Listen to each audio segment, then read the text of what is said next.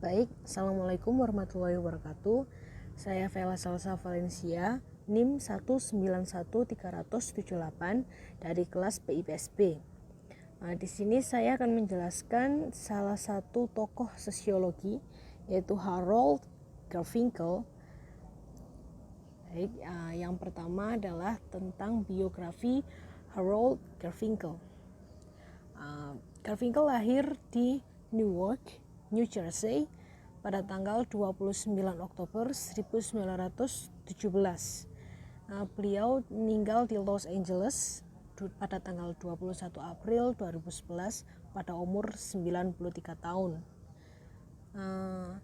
Ayah dari Garfinkel adalah seorang bisnis kecil yang menjual barang-barang rumah tangga kepada keluarga imigran dengan cara pembayaran yang diangsur. Garfinkel mengambil kursus bisnis di Universitas Newark yang sangat teoritis karena diajarkan oleh para mahasiswa lulusan dari Universitas Columbia.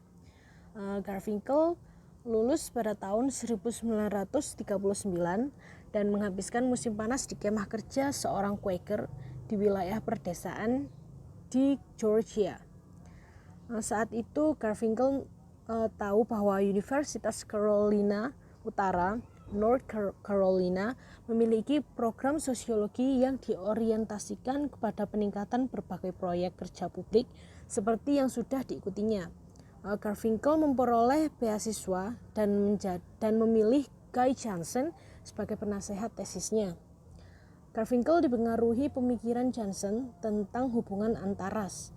Garfinkel mulai tertarik kepada teori dari Florian Znaniecki yang pada masa sekarang banyak dilupakan oleh orang, yaitu tentang tindakan sosial.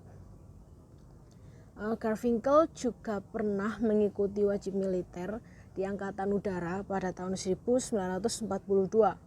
Garfinkel bertugas melatih pasukan dalam simulasi perang tank di pantai Miami. Ketika perang berakhir, ia melanjutkan kuliah ke Universitas Harvard dan menjadi murid dari Telco Parsons. Setelah memperoleh gelar sarjana PhD, Garfinkel pindah ke Ohio. Lalu pada tahun 1950, Garfinkel mulai mengemukakan istilah yang bernama etnometodologi yang juga bisa berarti metodologi terkait orang.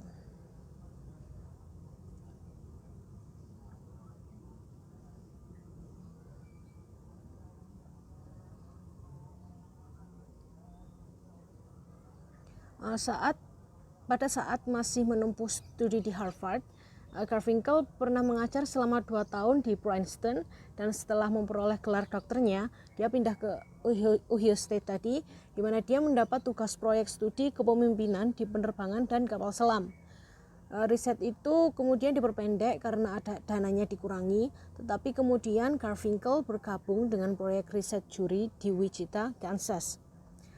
Dalam persiapan untuk pertemuan proyek pada pertemuan American Sociological Association pada tahun 1954, Garfinkel memakai istilah etnometodologi tadi untuk mendeskripsikan hal-hal yang menarik baginya tentang pertimbangan juri dan kehidupan sosial pada umumnya. Lalu pada musim gugur pada tahun 1954, Garfinkel mendapat posisi di UCLA, posisi yang dipegangnya sampai dia pensiun pada tahun 1987. Sejak awal Garfinkel menggunakan istilah etnometodologi dalam seminar-seminarnya. Sejumlah mahasiswa tertarik dengan pendekatan Garfinkel ini dan menyebarluaskannya ke seluruh Amerika Serikat dan akhirnya bisa terkenal ke seluruh dunia.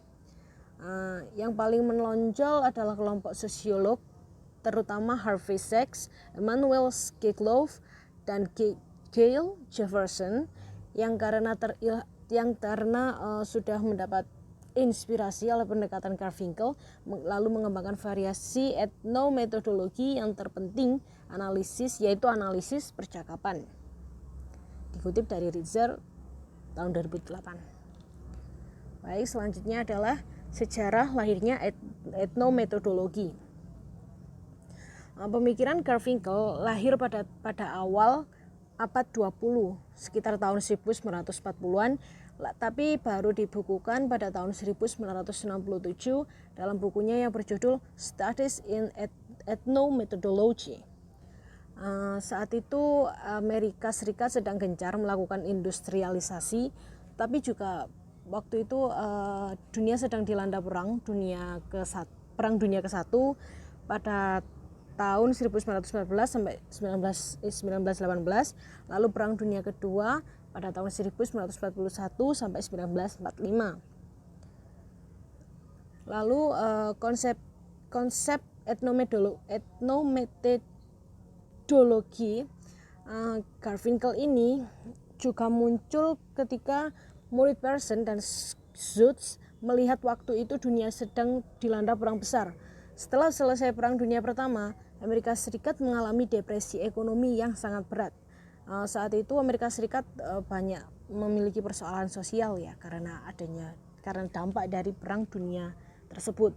Dari masalah seperti kayak pengangguran, tingginya kriminalitas, prostitusi, munculnya kasus-kasus perceraian di masyarakat, hingga banyaknya orang yang mengidap depresi dan persoalan sosial lain yang membuat masyarakat urban insekuler. Itulah problema masyarakat modern juga menjadi perhatian ilmuwan sosial pada saat itu. Garfinkel yang juga pada tahun 1942 pernah mengikuti wajib militer, juga kemudian mengamati kehidupan pribadi teman-temannya, kehidupan sosial dari masyarakat sekitar yang ada di sekitarnya. Bagaimana mereka harus menentukan hidup dan mati sesuai dengan apa yang dipelajarinya dan dijelaskan pada tindakan dan akuntabilitas yang pernah dipelajari Garfinkel di North Carolina sebagai isu teoritis.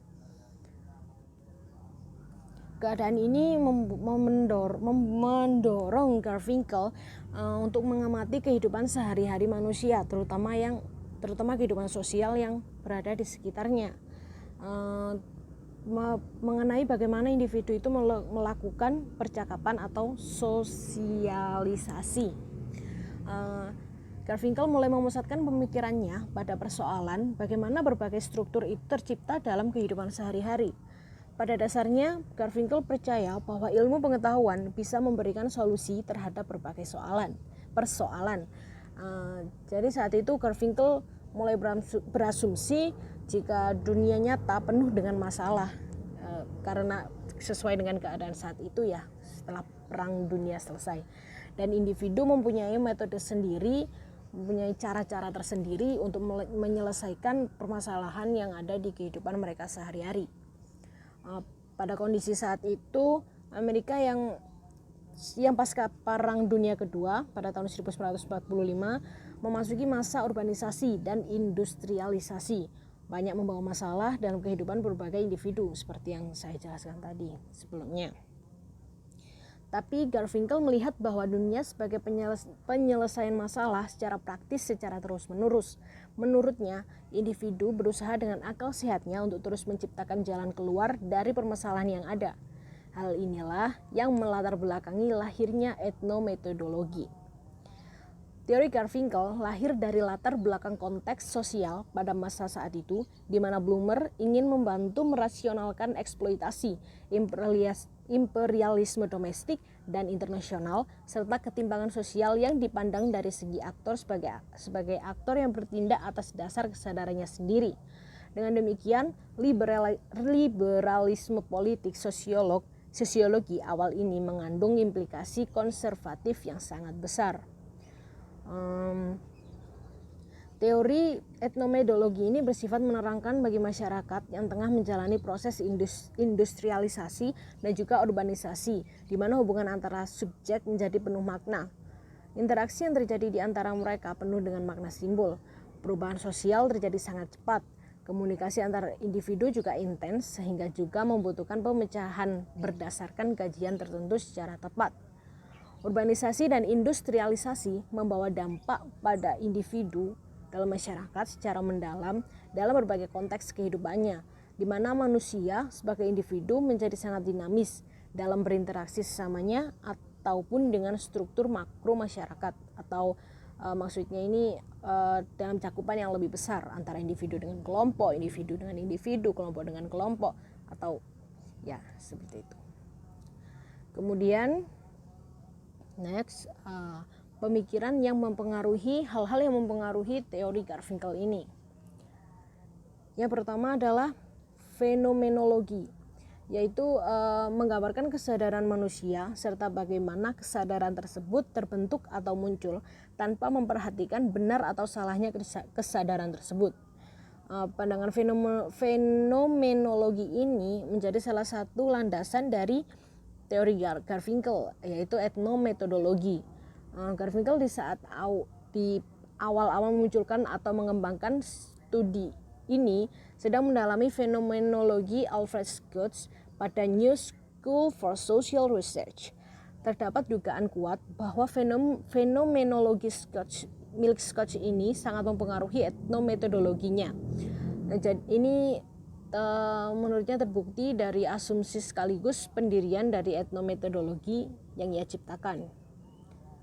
Lalu yang kedua adalah natural attitude. Oleh Husserl, natural attitude disebut juga common sense reality.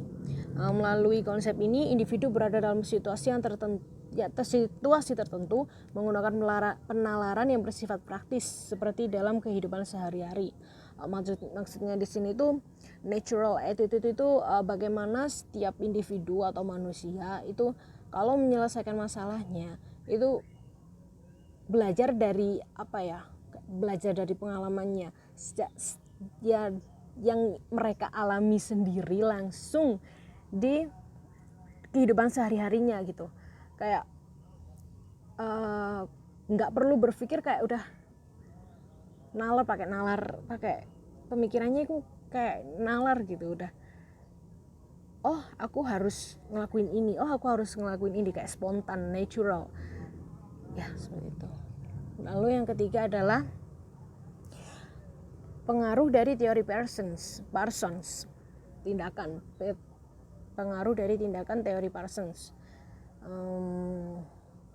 Dalam teori ini, Parsons berpendapat bahwa motivasi yang mendorong suatu tindakan individu selalu berdasarkan pada aturan atau norma yang ada di dalam masyarakat, di mana seorang individu itu hidup. Motivasi masyarakat tersebut menyatu dengan model-model normatif yang ditetapkan dalam sebuah masyarakat yang ditujukan untuk mempertahankan stabilitas sosial itu sendiri. Menurut Parsons, asumsi dari Parsons ini mirip dengan pendirian etnometodologi dari Garfinkel dan Douglas yang mengatakan bahwa seseorang di dalam menetapkan sesuatu, apakah tindakan atau perilaku, bahasa, respon atau reaksi, selalu didasarkan pada apa yang sudah diterima sebagai suatu kebenaran bersama dalam masyarakat, yaitu common sense. Baik, lalu selanjutnya adalah akar-akar intelektual etnometodologi. Yang pertama adalah interaksionisme simbolik dengan etnometodologi. Keprihatinan utama interaksionisme simbolik ini adalah bagaimana makna-makna atau definisi diciptakan oleh tokoh-tokoh yang sedang orang-orang yang sedang berinteraksi. Penekanannya terletak pada proses interaksi dan bagaimana masyarakat ini menciptakan arti-arti yang sama dalam berhubungan satu sama lain. Etnometodologi ini juga memusatkan perhatiannya pada interaksi dan pembentukan arti-arti di dalam situasi-situasi tersebut yang terjadi dalam sosialitas masyarakat tersebut. Lalu yang kedua adalah analisis dramaturgi Goffman dengan etnometodologi. Disebut sebagai dramaturgi karena Goffman memusatkan perhatiannya pada cara-cara bagaimana individu memanipulasi gerak isyarat untuk menciptakan kesan di dalam sebuah panggung pertunjukan. Maksudnya kayak gestur gitu, kalau lagi memulai percakapan atau sosialitas antara orang satu dengan yang lain itu pasti kan biasanya pakai gestur tangan gitu. Goffman menekankan pentingnya proses manajemen pesan itu sendiri, apa yang akan dibicarakan oleh individu itu, dan tidak peduli dengan tujuan atau sasaran yang mau dicapai dari aksi tersebut. Yang ketiga adalah fenomenologi dan etnometodologi. Fenomenologi dari Alfred Schatz yang tadi membebaskan fenomenologi dari proyek filosofis Husserl. Schatz menekankan pentingnya studi tentang bagaimana interaksi menciptakan dan mempertahankan realitas sosial tertentu. Fenomenologi menaruh perhatian khusus pada bagaimana aktor-aktor atau individu-individu ini mencapai perspektif timbal balik dan membangun dunia kehidupan sehari-hari. Etnometodologi menyesuaikan analisis dari fenomenologi milik Schatz ini dengan isu tentang bagaimana keteraturan sosial dipertahankan dengan praktek-praktek yang biasa dilakukan individu untuk menciptakan rasa bahwa mereka menghayati kehidupan yang sama. Maksudnya di sini adalah jika sosialitas melakukan percakapan dengan individu yang lain, individu kelompok atau kelompok-kelompok itu bisa membuat stabilitas sosial tercipta. Kayak kalau tidak ada sosialitas antara satu sama satu dengan yang lain, mereka pasti kayak mengira apa ya, kayak orang itu hanya ingin hidup sendiri, dan stabilitas sosial akan terganggu dan tidak akan menjadi sukses dan lancar, atau bahkan bisa menimbulkan rentang sosial antara individu tersebut dengan yang lainnya. Nah, selanjutnya adalah konsep dari etnometodologi ini sendiri. Etnometodologi berasal dari 3 kata Yunani, yaitu ethnos yang berarti orang, metodos yang berarti metode, dan logos yang berarti ilmu. Jadi secara harfiah, etnometodologi adalah sebuah studi atau ilmu tentang metode yang digunakan oleh orang awam atau masyarakat biasa untuk menciptakan perasaan keteraturan atau keseimbangan di dalam situasi di mana mereka berinteraksi. Etnometodologi kalau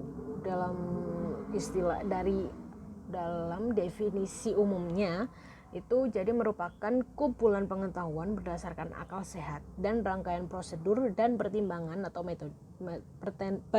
metode yang dengannya masyarakat biasa dapat memahami, mencari tahu, dan bertindak berdasarkan situasi di mana mereka menemukan dirinya sendiri. Dikutip dari Heritage pada tahun 1984 pada halaman 4. Teori ini lahir pada masa modernitas atau zaman keemasan perkembangan penelitian kualitatif sebagai kritik terhadap aliran-aliran utama sosiologi yang menurutnya terlalu memaksakan kategori-kategori sosial kepada orang-orang biasa. Maksudnya di sini kayak teori sosiologi yang sebelumnya itu terlalu kaku. Kayak aturan-aturan itu terlalu kaku untuk orang-orang biasa yang biasanya melakukan sosialitas atau percakapan dengan masyarakat di sekitarnya itu dengan santai, dengan biasa saja, ya percakapan biasa gitu, seperti itu. Nah, orang sering mengira jika etnometodologi ini adalah suatu metodologi baru dari etnologi, karena sering juga dipertukarkan dengan etnografi atau sering juga dipertukarkan dengan etnografi. Etnometodologi yang diperkenalkan oleh Harold Garfinkel adalah suatu ranah ilmiah yang unik, sekaligus radikal dalam kajian ilmu sosial. Disebut radikal karena dikenal keras dalam mengkritik cara-cara yang dilakukan para sosiolog sebelumnya. Kemunculan metode ini sebagai bentuk ketidaksetujuan terhadap pendekatan sosiologi konvensional yang dianggapnya mengekang kebebasan peneliti. Peneliti konvensional selalu dilengkapi asumsi, teori proposisi, dan kategori yang membuat peneliti tidak bebas di dalam memahami kenyataan sosial yang benar-benar nyata terjadi di dalam masyarakat.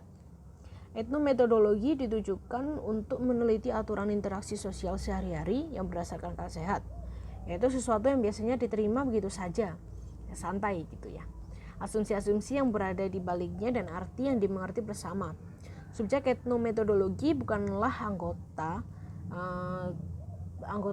yang sulit melakukan orang-orang dalam berbagai macam situasi pada masyarakat kita. Jadi ini menyeluruh. Etnometodologi berusaha memahami bagaimana orang-orang melihat, menerangkan, dan menguraikan keteraturan dunia di tempat mereka sendiri. Etnometodologi juga menganjurkan sebuah pendekatan yang mengajak sosiolog untuk membuat investigasi atau menemukan bagaimana sih masyarakat mengkonstruksi dunia sosial mereka secara real, secara asli. Jadi Harold Halfwinkel dapat dimasukkan pada sosiolog humanis seperti halnya Blumer yang sangat menjunjung tinggi kemanusiaan sebagai subjeknya. Namun Garfinkel lebih menekankan pada studi tentang etnometodologi, yaitu metode studi yang digunakan untuk menguraikan dan meneliti aktivitas mereka sendiri tanpa reduksi subjektif peneliti. Etnometodologi berusaha menemukan esensi pengalaman-pengalaman dalam kehidupan sehari-hari, karena itu metode yang dipakai dari etnometodologi ini adalah partisipan observasi. Ya. Terima kasih. Begitu penjelasan saya. Wassalamualaikum warahmatullahi wabarakatuh.